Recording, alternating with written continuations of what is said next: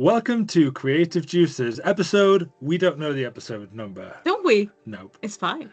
And this is my co-host, Camilla, dear. My finger has disappeared, but I do have two fingers. Or I have several fingers. And my name is Marcus Schilling. How many fingers can you see? So let's start from the very beginning. Yes. It's a very good place It's to a start. good place to start. I have rewatched The Sound of Music with my son this week, and all the songs are stuck in my head. And what a brilliant movie that is. It is, actually. When was the last time you saw it? Oh, must have been New Year's. New Year's, okay, that was like a month and a half ago. Yeah. Or if you're listening to this in July, 6 months ago. But we promised to get the episode out quicker than that.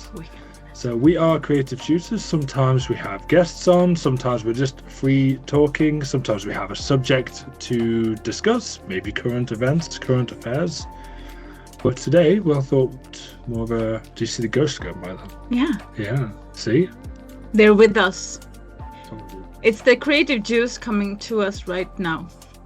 Or leaving. I don't know. You should check on your neighbour downstairs if they passed away. Maybe. Maybe. We can Probably hear not. Sirens. No, usually if there's someone living alone, it could be weeks and things like that. True. Mm. And also knowing that there is no one underneath because it's a cellar. That's what you think. But yeah, it was the rat. It could be, yeah, rats are spirits. There's a death of rats as well in Terry Pratchett's Discworld. Well, there is a death of rats, yeah. Mm-hmm. They do die. Yeah, they do. And someone has to take care of them, make sure their spirits go to the afterlife. Yeah, they just did. Yeah, they did. But Sound of Music is a brilliant movie, and when you listen to it, if you watch it, if you haven't seen it for a long time, it's on Disney Plus, and all the songs will get stuck in your head for weeks and weeks afterwards. But it's also very good. I was just trying to make metaphors in my head for everything, like all the characters and what they kind of represent. Yeah. There's a bigger world thing. Obviously, I watched it as a child and thought of it as one way, but then seeing it as an adult, there's so much more depth to everything. Yeah. And the characters can represent several things. I'll write this all down one day. One day I can't. we're gonna have a book about it. Well, I thought if I had it now as a script, we also work without a script. You might be able to tell. Yeah. If you had everything written down, I'd be like, yes, and the Friedrich character represents Germany in the Weimar Republic years between the wars, and this and this and this. But I don't, so we won't do that. But you just did. I would just freestyle. But I think that's one of the names of the kids. And we're gonna start jamming in 3, 2, no. Yeah, we could do. So, Edelweiss. That's also like one of the quickest ways to get a podcast taken down from YouTube. Is singing songs that are not only copyrighted but also in a Disney film. Yeah. It's like you're like crossing all the boxes. All the boxes. You're not gonna see this episode, and if you do, you might as well regret it. This could be the bonus episode, but there'll be so much audio kind of like muted in it. So it'd be us to be like, wow, they're just doing mimes of everything, just creative, non-audio podcast. We can see their lips moving, but we don't hear a thing. Exactly. That's what they say. We did that in the theatre yesterday, actually. Like, we had to do miming things. So part of one of my new creative hobbies, I'm trying to get a few new creative things that I'm doing at the moment in the new year. Well, I started last year. And one of the ones is doing improv theatre. So one of the exercises yesterday was we were two people doing the miming, doing the acting, but not speaking, not making any sounds, and then one person on the side doing the voices. So like pretending like it's so much fun. Oh, it was so good, it's so awkward. It's like, okay, who is leading who here? Is it the movement which is leading the voices, or the voices lead to a story? And you just make everything up. Yeah. And there's two funny voices. And it's good. It's so fun. You know, it's good to do improv theatre because it's like you get to, like, as an adult, just play, you just make up games. Yeah. In a group. And there's no boxes. You can just play whatever you want. No, exactly. And if there was a box, you could pretend it's a car. Yeah. And then you're like, no one's going to say, like, okay, he's a bit childish here. They were like, yes, it's a car. Let's all get in the car. Where are we going? No, it's a bus because everyone's getting on it. That's exactly what it is. Yeah. And that's how children play, right? It is, but that's why I think we adults kind of want to play like that as well. We want to get our creativity out in those kind of ways. Yes. That's what I feel. Yeah. And I think if we don't, if we just stifle it down or just get obsessed with Excel sheets every day. Or getting it right. Which way do you mean getting it right? Yeah, but I mean, if you focus on getting things right, you're not per se being allowed to be creative because you have to get it right. Exactly. So you shouldn't be afraid to fail. Yeah. You shouldn't be afraid to make the mistakes on the way to get to where you want to be. But it could be anything. It could be anything, yeah. You can make anything creative. Yeah. The improv theatre world is very fun for that. It's something I've recently discovered, but I highly recommend it to anybody. Just find a theatre group and dare to put yourself out there and be a bit silly. And I think a lot of people have that in choirs as well. Just to be able to sing, even though you might not like your own voice, but just singing together with others, it creates a vibe, and you can play with your voice without being the only one that is put out there. Okay, I've never been in a choir, but it sounds fun though. But I'd be scared to be the one who was different, to let everybody else down. Yeah. Have you been in a choir before? I have, actually, and I have 2 friends that are in choirs, and they praise it and they like it, and yeah. So, but also one of them don't want to be heard, and that's why they are in the choir. So one of them doesn't want to be in the choir. Yeah, he just wants to leave. First rule of choir school is you can't leave choir school. You have to be with it forever. All right. Well, but what you said was really fun, like having someone else doing the voice. Do you remember when we were kids? Maybe you didn't do this, but we actually did. Someone else was your hands. So you had your hands on your back like this, and another one came behind and like did things with the hands. That was also really fun. Who is leading who? I was talking, but they were doing something else with it. Yeah, it's fun exercise. Good. And I think it's usually through our teenage years and the things we lose the ability to play and have fun in these kind of ways that the important thing, it doesn't have to lead to anywhere. It doesn't have to be a construction of things, or in fact it actually does do something to yourself, if you believe you've got a soul or whichever, or whatever's inside you, or if it's your mind, your dopamine receptors, it actually does create something. Not having, okay, we have to create a theatre production that's going live in 6 weeks and we'll have to know our lines. It's like, well, that's not really fun, and I bet it's it can be fun for some people, but I'm sure it's not the reason people want to get into theatre or into acting or just any kind of interaction with people. They want to be in the moment. It's like, okay, what I'm doing is saying now is creating a scene, and it's creating characters, and it's making people laugh, and it's getting reaction. Yeah. And we need more of that, I feel, in our everyday lives, in our activities we do. Yeah, and also like being creative. We talked about this in early episodes, just being creative in the moment, like having the flow in the moment, but you need to be present for that. And also what you told us about the teenage years, because it's really interesting. That is when it's very important to fit in. It's very important to be one in the gang, or like be with everyone else, and it's you're afraid of doing something that is not acceptable, or it can be that we get rewarded as well for fitting inside a box, for fitting in how society wants us to see. And it's not that kind of podcast that we're going to talk about, but it's relevant to that when it comes to creativity. As you're saying, it's okay, you want to fit in, you don't want to be ostracized by your friendship group. And then you start a job, you don't want to be the one, like the first day of your job, let's say you're in an office, it's like, okay, they've brought in 6 bright pink cuddly toys that they're going to fill around the things, and they're going to put a poster of like their favorite band on the side. Like usually they'll be like, okay, what does everybody else do? Okay, nobody has anything with them. Okay, do people talk in the lunchroom? Okay, a little bit. Most people are on their phones. I should do that too. And this conformist kind of idea. It's not the culture like norms that we create in society, and they are everywhere. They're in the bus. Do you put your feet on the seat or not? Do you have cap on inside of the house or not? Do you, like, these are norms that we create as a society, and in organizations we also create these mostly actually not thinking about what norms we create. We just create them. It's like we've been I don't want to use the word indoctrinated. Otherwise, we're so used to being in these norms that they've become what we radiate ourselves subconsciously. But what they also give is security. Yeah. So when we are in a new place, to not be ostracized, we use the norms to create security. If I do this, I'm going to be part of this, right?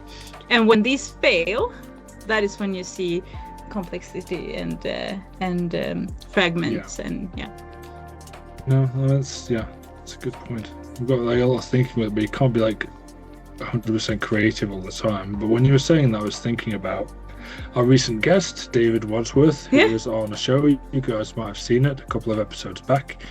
Hopefully he was inspired by our thing, because he has started his video series again now. So he's out and he's now filming new sculptures around Stockholm. So you can go and check him out at David Wadsworth Sculpture. But he was talking about sculpture in a place called Årsta, which is quite near where we live. And the person who made it they were given like an art stipendium, and they had an apartment in the same place. And the kind of whole thing with the Årsta area is it's meant for artists and free-thinking people. So I was thinking that kind of place, the way they've lived their lives and the way they have it, it's kind of rewarding not to fit into the norm. Yeah. And then they can have an apartment and get paid money and be told, okay, we want you to make things that are going to be sculptures, which are going to be here, in the town square area of this, like forever. Yeah. And they were given the time and the place to do that. Yeah. It's nice. It's really cool. As you can see, Marcus is the VIP. Oh, the VIP cup today. It's always a different cup here in the studio. Yeah. And what we also wanted to talk about was substances and creativity. We talked a little bit about it when we talked about coffee, because you said, you don't drink coffee, do you? Well, you used to drink coffee. I drink coffee quite a lot. I'm not from Sweden originally, but in Sweden they are known for drinking a lot of coffee. I think it's here in Finland and maybe Norway. Well, Italy and all these places also. No, but who are on the top lists of the places who drink the most coffee in the world? Sweden must be in the top 3. Well, I wouldn't know, but you might be right. There are some graphics right here. Mind, just put graphics out. But yeah, I think that they are. So coffee drinking was a big part of something I had to learn to fit into the culture. We're talking about fitting in and normality as well. In workplaces here, especially in the construction business, which was in a lot. Drink black coffee and you don't complain, and that's your diet as a construction worker in Stockholm. Yeah, well, it used to be, at least. I'm not sure it is now. So I find that coffee is something I need if I'm going to take the time to sit down and write or edit a video project or record something. It's very seldom I do anything like that without coffee. Do you not have a coffee or routines when you're creating? I have routines mostly. Not coffee though. Maybe so. This can be different, I think, for everyone, but maybe that it's just a pause. Because what we talked about earlier in an episode is that it's in the pause that we get the ideas. Like I say to my friends and family, like if you have some stillness, then it, like if you allow yourself to have some stillness, you're gonna get an idea. and it could be whatever. It could be it could be something you solve a problem, or that you have, or you just solve a problem. Sorry. We should have some music. I told you we can't afford sound music. We have to sing it ourselves, and then we're gonna be censored.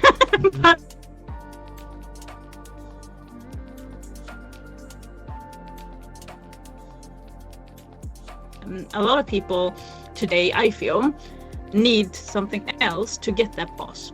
They need something external to be able to take a breath or just be present. Yeah. I don't know if that rings true for you too. No, I agree. I'm going through the generals now. Before, when I used to write things and I could get in the mood to be creative, but I'd have like a lot of other thoughts spinning around my head, and it was very hard to like just concentrate and focus on one thing and to find the creativity. So I usually relax with 1 or 2 beers, which became several more beers, and like from every other day, just to relax, to be able to write. And I felt that I need this kind of thing because that gets me in the right mind space. I was only like kidding myself, fooling myself that was the reason.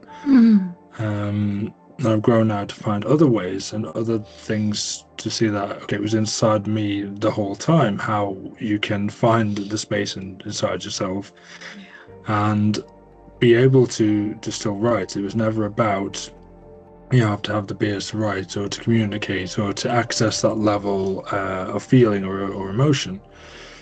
And also I felt foolish writing. I had people in my life saying, oh, why are you still, writing fiction for? Why are you still doing this? You're not going to be anything in this. It's only like school age people who do this.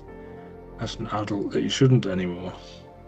And it could build around and feel like a shame around trying to follow what's essentially your hobby, especially if it's nothing that you want to make money or make a career out of. I think people should have the freedom to have a hobby.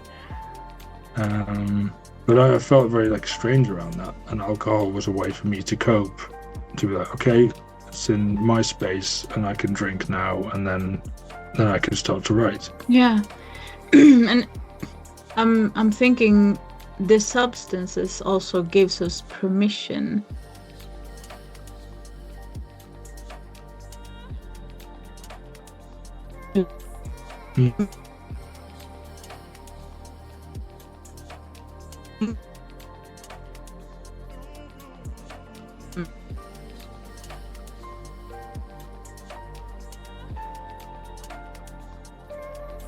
To do what you're doing, to think what you're thinking.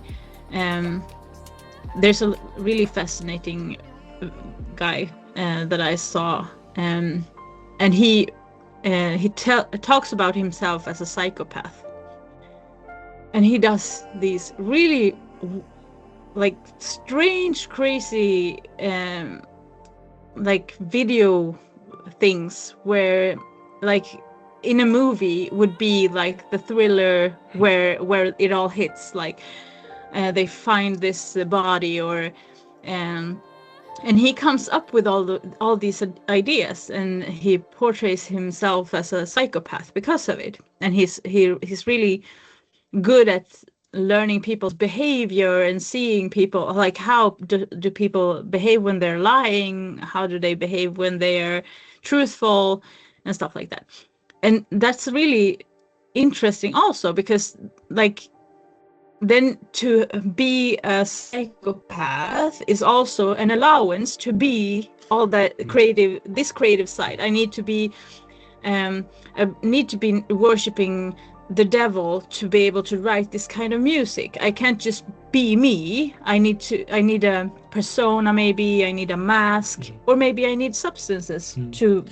It's very easy to tell ourselves that, to make our own truths be true, right, even though they're probably not. You can probably create that. You could probably, as you were saying, without having to reach the depths of depravity, as you were saying.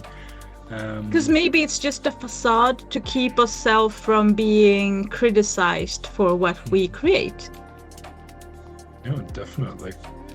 One of my fears when I stopped, having to drink to write, to get into that mindset, was that I'm not going to create anything as good as what I've done before.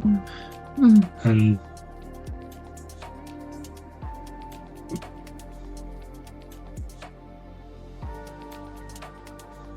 the morning is the time I find myself creative. I thought, well, this is the time I can use for writing as well instead. So I flipped my routines around quite a bit. So like, okay, the later evening, when I fixed everything else is done, and that's when I have the time for doing this. I thought, okay, in the morning, when I've had some coffee, when my ideas are fresh, when I've slept well.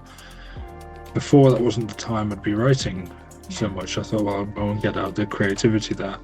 But it did, and it's come to me, and I still write now in the mornings. And we'll see if anything comes out. We put anything up on the website. That website, by the way, www.creativejuices.se. That's it. Yeah, it's really interesting, because also I work a lot with development of people and skills and stuff like that, and we talk a lot about you create what you think you are. So if you think you are a writer, you are going to write. That is going to be second nature to you because you are a writer. But if you say to yourself in your own mind that, yeah, and I'm not a writer, then you're going to procrastinate your writing a lot more and more and more because you're not a writer. So why?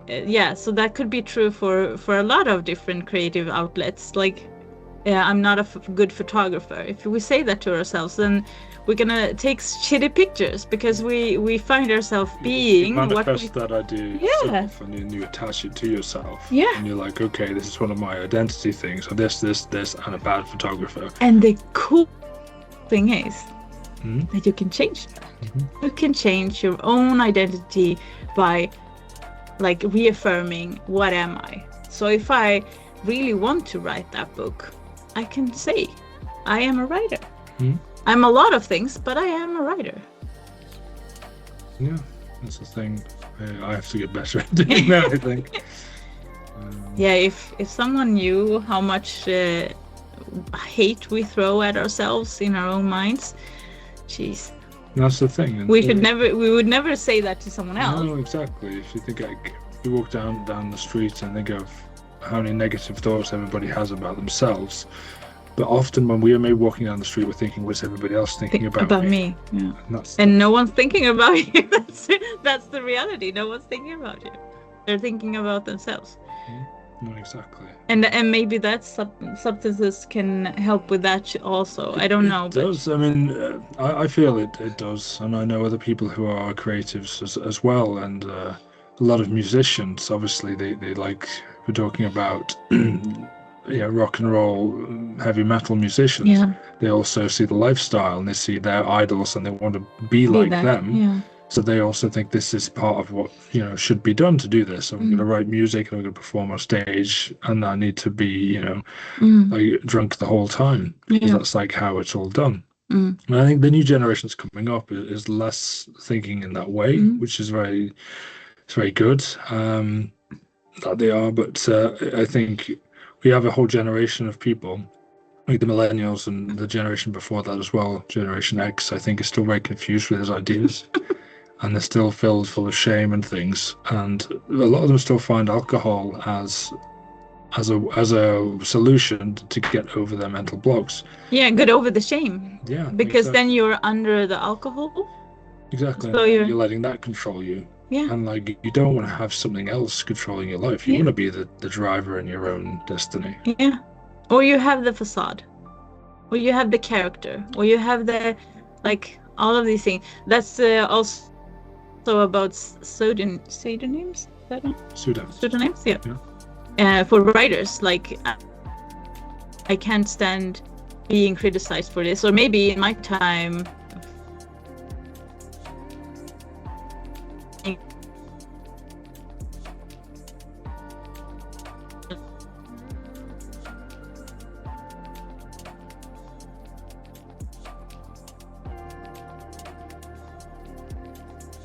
it is.